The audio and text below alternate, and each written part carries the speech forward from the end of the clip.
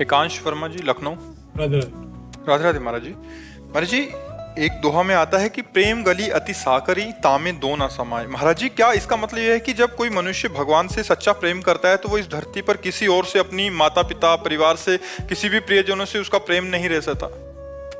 नहीं, प्रेम सबसे रहता है, पर भगवत स्वरूप माँ से माँ जैसा मोह नहीं रहता है, भाई से भाई जैसा मोह नहीं रहता। सब में भगवान को देखता है, मेरे भगवान। जैसे आपसे हमने बात की, आप अलग हुए, तो अब आपकी छवि हमारे अंदर नहीं आएगी, हमारे अंदर भगवान की छवि आएगी, क्योंकि हमने आप में भगवान देखा, आपको नहीं।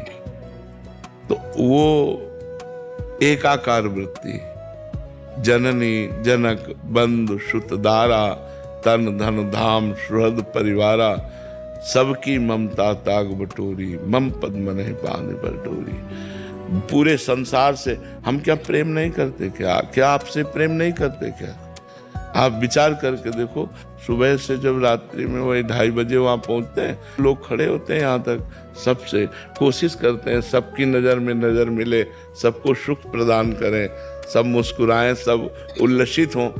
लेकिन आने के बाद जब ध्यान में बैठते हैं तो किसी एक की भी छवि नहीं अटकेगी, क्योंकि हमने किसी को देखा ही नहीं।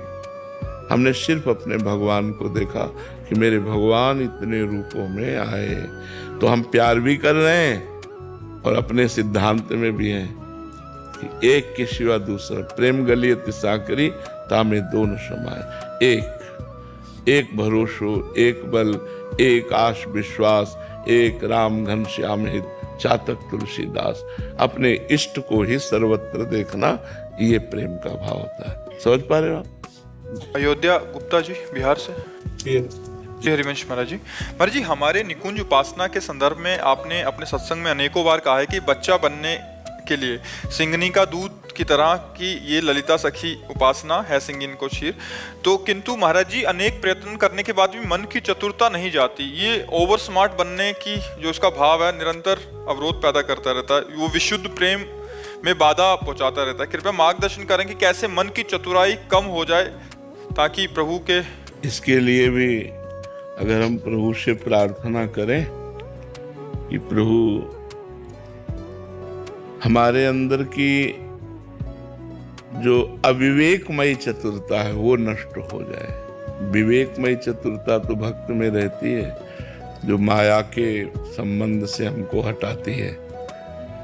अविवेकमयी चतुरता जो हमें माया में बांधती है और हम अपने को ज्ञानी समझते हैं, माया में बांधती। जैसे कौन ऐसा नहीं कि जिसको पता नहीं कि ये पाप कर्म है, फिर भी करता है। तो जब आपको पता है तो आपने क्यों किया? बोले हम नहीं चाहते थे फिर भी हो गया। मतलब अज्ञान की प्रवीणता, मतलब चोरी बड़ी सफाई से, ईमानदारी से बेईमानी, ईमानदारी से बेईमानी मतलब बहुत सफाई से झूठ बोलना, बहुत सफाई से बेईमानी करना, ये बहुत सफाई से अपने साधन को चौपट कर देना। और हम समझते हैं कि साधक है। कामना, ममता, आसक्ति, मोह आदि में बड़ी सफाई से हम अपने को भ्रष्ट कर देते हैं। तो ये जो अविवेक रूपी चतुरता है, ये नष्ट हो जाए। हे भगवान, मुझे सहज स्वभाव दीजिए। हे भगवान, मेरे अंदर वो विवेक प्रदान कीजिए जिससे मेरा अहंकार नष्ट हो जाए। अहंकार में ही बड़प्पन है। अहंकार नष्ट हो जाता है ना, तो फिर सब बात बन जाती है। सबका दोष ये अहंकार है, क्योंकि अहंकार से ही कामना, अहंकार से ही ममता, अहंकार से ही वासना, मोह, ये सब प्रकट होता है। तो हमारा जो अहंकार है, यही बच्चा नहीं बनने देता। तो ये कब नष्ट होता है? जब हमारी सामर्थ्य नहीं है और मुझे वहां पहुंचना है, ये दृढ़ निश्चय हो जाए, तब भरोसा उत्पन्न होता है कि अब मुझे कौन पहुंचा सकता है।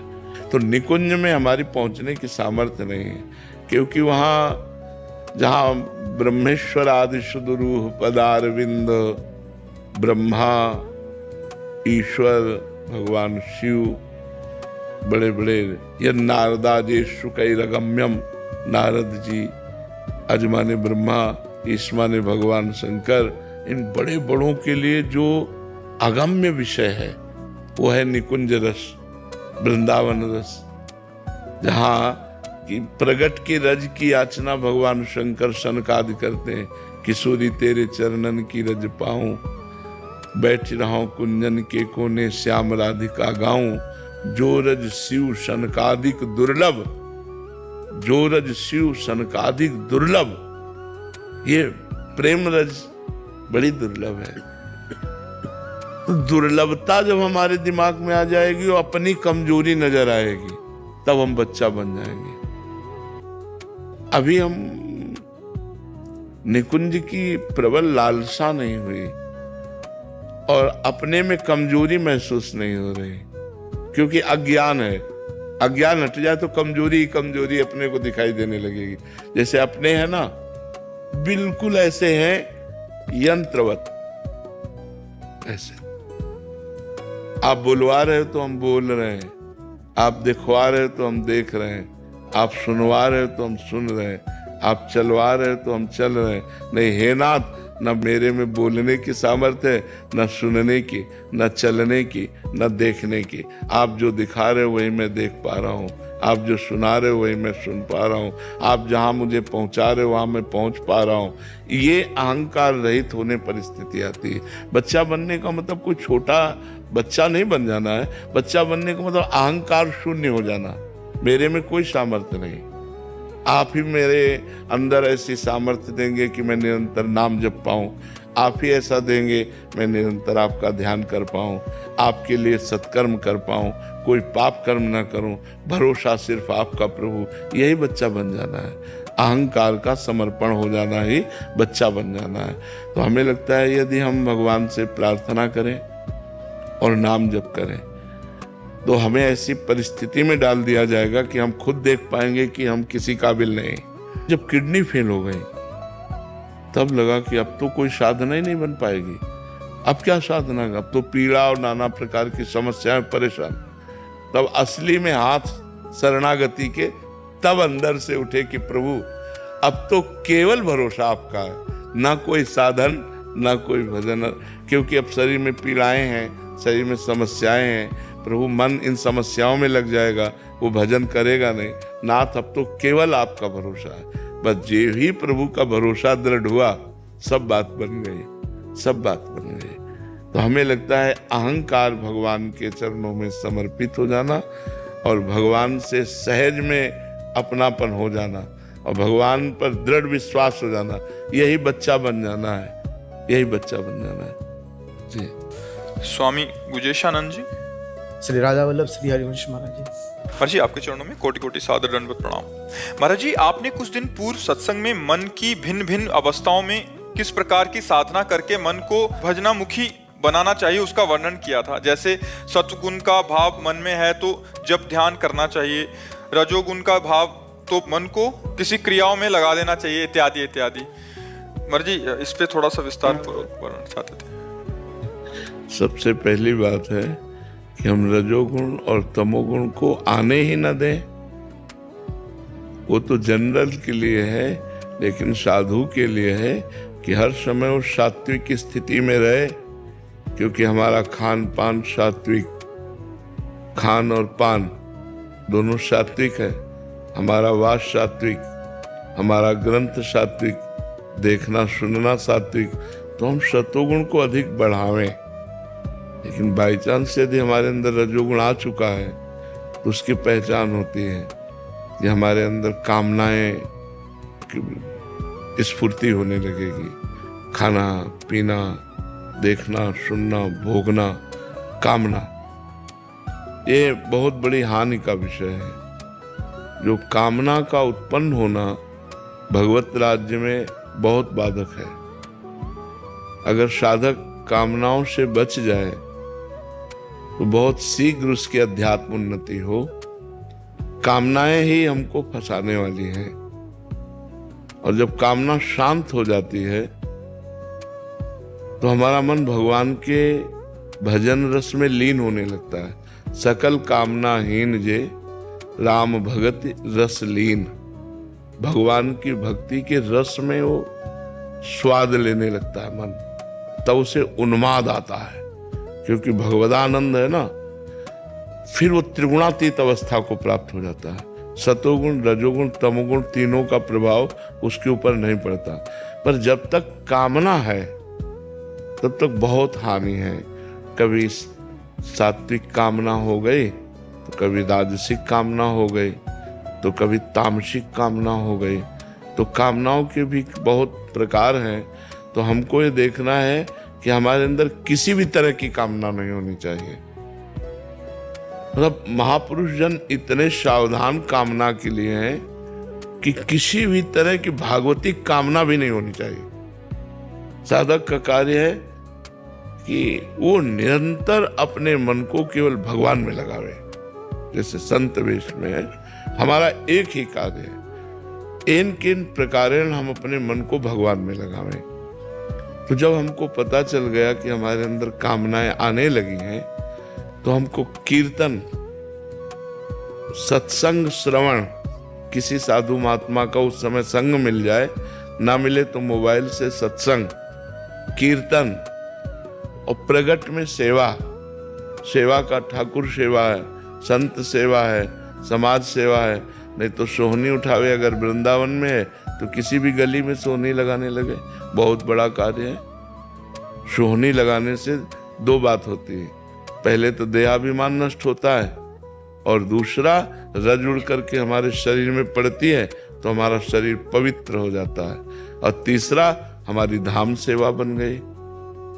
हम कोई एक पॉलीथीन उठा लें, जब देखा रजोगुण तमोगुण आया, और जहाँ लोग दोना पत्तल खा के फेंक देते हैं, उनको उठाकर उसमें डाल लिया। कहीं कुछ पड़ा है, उठा के डाल लिया। ये धाम सेवा। लेकिन इसमें देहाभिमान ऐसा करने से रोकेगा, पर ये बहुत बड़ी बात है। श्री गोकुल भवन के अयोध्या के जो महाराज थे परमहंस राम मंगल दास जी, उनका नित्य का नियम था, अवधपुरी भी धाम है ना भगवान का, तो रात्रि के 2 बजे उठते थे और फावड़ा और तसला लेकर के, जहाँ ग्रामीण लोग, बाहरी लोग आकर के धाम की महिमा नहीं जानते और वो बाहर आए हैं, उनको शौचालयों का पता नहीं है, तो ऐसे खुली जगह में शौच कर देते, तो वो उनको तसला में शौच को फावड़े से उठाते और फिर एक कहीं एकांत स्थान में खोद कर उसे गाड़ कर ऊपर से रज डालकर और शरीर जू के जल छिड़क कर धाम सेवा, धाम सेवा। अब भावनाएं बहुत बदलती चली जा रही, इतना रजोगुण आता जा रहा है कि नहीं, हम लोगों को सब सेवाएं मिली हैं। गुरुजन धाम सेवा करा करके देहाभिमान गलित कर देते हैं। तो अब देखो अपने में इतनी सामर्थ्य कहाँ रहेगी कि कोई खा के फेंक दे कुल्हड़ पत्तल और हम उनको पॉलीथीन में करके जगह साफ करें। हमारा धाम है, ये वृंदा विपिन धाम है, हम कोई थूक दिया उसको हमने उठाकर पॉलीथीन में डाल दिया, साफ करते। इससे बहुत जल्दी रजोगुण तमोगुण नष्ट हो जाता है।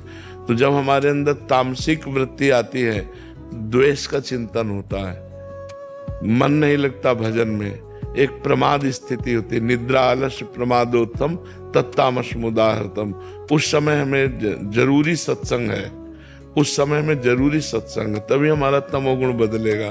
कोई आसपास साधक हो, संत महात्मा हो, उनके पास पहुंच जाए, उनसे बातचीत करने लगे तो हमारा तमोगुण मिट जाए। तो हमें तो चाहिए संत महात्माओं को, अपने जो साधक जन है, कि रजोगुण तमोगुण हमारे हृदय में टिकने ही ना पावे, आने ही ना पावे। तो रजोगुणी तमोगुणी भोजन का त्याग कर दे, सतोगुणी भोजन पावे, सात्विक शास्त्रों का स्वाध्याय करे और संत समागम करे, तो हर समय सतोगुण बने रहेगा, रजोगुण की स्थिति नहीं रहेगी। सात्विक स्थिति में भजन थोड़ा प्रयास करने पर चलने लगता है। जो सतोगुणी बुद्धि है वो ऐसी है जैसे धुएं से ढकी हुई आग, जल गई। है माया जनित ये भी। हमारा विशुद्ध ज्ञान जो होगा वो सतोगुण से ऊपर होगा, जो मायामल का नाश करता है। पर सतोगुण में ज्ञान ऐसे ढका हुआ है, जो हमारा विवेक है वो ऐसे ढका हुआ है जैसे धुआं से आग है, पता चल रहा है, पर अग्नि प्रज्वलित करने के लिए थोड़ी फूंक की जरूरत है। थोड़ा सत्संग हुआ कि ज्ञान जागृत हो गया। और जो रजोगुणी है वो है दर्पण में ढका हुआ मैल, उसको थोड़ा साफ करना पड़ेगा, तब वो अपना प्रतिबिंब दिखाई देगा। और तमोगुणी है जैसे जेर से ढका हुआ गर्भ। अनुमान है कि अंदर गर्भस्थ शिशु है, लेकिन क्या है, कन्या है, एक पुत्र है, कुछ नहीं पता, वो ढका हुआ है। ऐसे ही हमारा ज्ञान 3 प्रकार से ढका हुआ है, एक धुएं से अग्नि की तरह, एक दर्पण से मैल की तरह, और एक जेर से गर्भ की तरह। तो हम तमोगुणी दशा में पहुंचने ही ना पावे, रजोगुणी दशा में पहुंचने ही ना पावे, हम सात्विक रहें। हमारा पेय पदार्थ सात्विक हो, हमारा खाद्य पदार्थ सात्विक हो, हमारा देखना सुनना, जैसे रजोगुण और तमोगुण की वृद्धि के लिए मोबाइल काफी है, और कुछ हो कुछ न हो या ना हो। अब जैसे आप सीरियल देखने लगे, आप अपने धर्म से हटकर और कुछ देखने लगे तो वो नष्ट कर देगा। आज हमारे को नष्ट करने के लिए किसी और की जरूरत नहीं, मोबाइल काफी है। कमरा बंद किया, अगर एकांत में मोबाइल को सर्च करके गंदी बातें, सांसारिक बातें आप देखोगे तो चाहे जितने बढ़िया साधु हो वो आपको धीरे धीरे भ्रष्ट कर देगा। मोबाइल प्रायः सबको रखना ही पड़ता है, रखते हैं लोग प्रायः। आज का समय ऐसा चल गया है, नहीं तो 25 वर्ष पहले, 25-30 वर्ष पहले मोबाइल था ही नहीं। क्यों? 25-30 वर्ष पहले था ही नहीं। अब हम लोगों ने जिंदगी में कभी, हमें आज भी उसको वो नहीं, चलाना नहीं आता मोबाइल, कभी रखा नहीं, आज भी नहीं है। अगर आवश्यक कार्य का प्रयोग करके उसे स्विच ऑफ कर दिया जाए, क्योंकि हमें किसी के फोन आने जाने से मतलब तो रखना नहीं चाहिए। बाबा जी हैं, हमारा फोन तो श्री जी से है, श्री जी से कनेक्शन है, हमको संसारिक कनेक्शन रखने नहीं चाहिए, नहीं रजोगुणी बुद्धि हो जाएगी। बार बार वो घंटी बजेगी, बार बार टू टू करेगा, तो उसमें देखने में मन जाएगा कि श्री जी को ध्यान करें, श्री जी का सुमिरन करें। इसलिए मोबाइल से थोड़ा बचने की कोशिश की जाए। जो संत महात्मा जन है वो रखना पड़ेगा, हम ये नहीं कहते कि ना रखे, रखना पड़ेगा, क्योंकि वो आज का समय ऐसा है, अगर कुछ भी सामान खरीदनी है, कुछ भी सिलेंडर भी लाना है, कुछ भी, तो मोबाइल आके बहुत जरूरतें हैं, बहुत से कार्य, तो आवश्यक कार्य कर ले, लेकिन अनावश्यक कार्यों से बचे। जो संत महात्मा साधक साधु वेश में हैं, उनको मोबाइल से, स्मार्ट मोबाइल से बहुत बचने की, क्योंकि उसमें चित्र सहित चलचित्र सब भरे हैं। तो गंदे चलचित्र भी देख सकते हैं आप, गंदी बातें भी देख सकते हैं। मन है कभी खराब हो गया ऐसा, तो फिर वो भ्रष्ट हो जाएगा, वो स्वयं भ्रष्ट हो जाएगा, वो परमार्थ से नष्ट हो जाएगा। इसलिए मोबाइल का बहुत सात्विक प्रयोग करें। जैसे मोबाइल में भी 3 गुणों का प्रयोग है, सात्विक प्रयोग। संत महात्माओं की वाणी सुनना, संत महात्माओं के चरित्र सुनना, संत महात्माओं के दर्शन करना, यहाँ तक तो ठीक है। इसके बाद रजोगुण, सांसारिक पुरुषों से बात करना या सांसारिक सीरियल देखना। तमोगुण, गंदी बातें देखना। तीनों गुण उसमें विद्यमान है। अगर हम सतोगुण का सेवन करें तो इसके नीचे ना उतरें, क्योंकि हम भगवत मार्ग को पुष्ट करने के लिए रिलेशन हटाने आए हैं, मिटाने आए हैं, बढ़ाने नहीं आए। जीजा, मौसी, मामा, काका, चाचा, ताऊ, ये सब मिटाने आए हैं। सबकी ममता ताग बटोरी, मम पद मन ही बांध बर डोरी। सबकी ममता को घसीट कर भगवान के चरणों में लगाना है। तो इस तरह से यदि हम विचारवान बने और सात्विक शास्त्रों का स्वाध्याय करें, संत महापुरुषों का समागम करें, निरंतर नाम जप की चेष्टा करें, तो रजोगुण तमोगुण आएगा ही नहीं, सतोगुण बढ़ता जाएगा, और सतोगुण से फिर हम त्रिगुणातीत हो जाएंगे। तो हमको फिर ये विक्षेप नहीं पड़ेंगे। महाराज कई बार क्या होता है, उपासना करते, प्रातः उपासना हुई, पश्चात जब लालजू की सेवा करने बैठेंगे, महाराज श्री जी की सेवा करने बैठे, तो थोड़ा ऐसा होता है कि भागवत पढ़ ले, तब थोड़ा आलस्य आ जाता है महाराज जी उस वक्त, और आलस्य होता है तो फिर थोड़ा शिथिलपन आ जाता है। नहीं, कई घंटा सोते हैं आप? महाराज हम 4 से 4.5 घंटा सो लेते हैं। तो भले 1 घंटा और सो जाइए, 5.5 घंटे सो जाइए, लेकिन साधना के समय नींद नहीं आनी चाहिए। हाँ नहीं, उस वक्त नहीं महाराज, जब वो श्री जी की सेवा उपासना के बाद वो 2 के पीरियड में महाराज आ जाए। हाँ, नहीं होना चाहिए। जैसे 24 घंटे में अपने सोए, तो सोने का जो समय दिया, उसके अलावा हम आलस्य बर्दाश्त नहीं करेंगे अपने शरीर में, हम चेतना युक्त रहेंगे। हमें जरूरी है तो मुंह धो लिया, या ऐसे हम ऐसा अभ्यास करें कि सोने का भी टाइम दें। युक्ताहार विहार से युक्त कर्म से चेष्टसु, भगवान ने कहा। अगर हम समय से सोएंगे नहीं तो नींद हमको साधना में परेशान करेगी। 5 घंटे या 6 घंटे पर्याप्त नींद है। मेहनत करने वाले के लिए 7 घंटे पर्याप्त नींद है। जो गृहस्थी में मेहनत करते हैं वो 7 घंटे सो सकते हैं, लेकिन जो साधना में है तो अपनी नींद को धीरे धीरे कम करें। 6 घंटे, 5 घंटे, ऐसा थोड़ा थोड़ा कम करते जाएं तो 4 घंटे में पर्याप्त हो जाएगा। अल्पाहार, सात्विक वृत्ति, तो फिर 4 घंटे में हो जाएगा।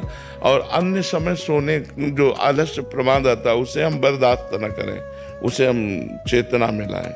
अगर हमको पाठ करते समय नींद आ रही तो हम पाठ छोड़ दें, खड़े हो जाएं और नाम जप करते हुए टहलने लगे, पर हम नींद को स्वीकार न करें, क्योंकि हमको इससे लड़ना होगा।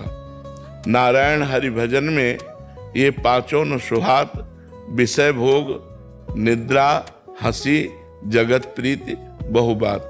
विषय भोग किसी भी तरह से स्वीकार न करें, और नींद अपने को कंट्रोल में रखना है। जगत प्रीति व्यवहार ज्यादा नहीं रखना है, और हंसी मजाक किसी से नहीं करना है। हमें मन को मारना है, ना कि मनोरंजन करना है। मन को मार कर परमात्मा में लगाना है। जीवित मर जाए उलट याप में समाए, यह दिलगिरी है।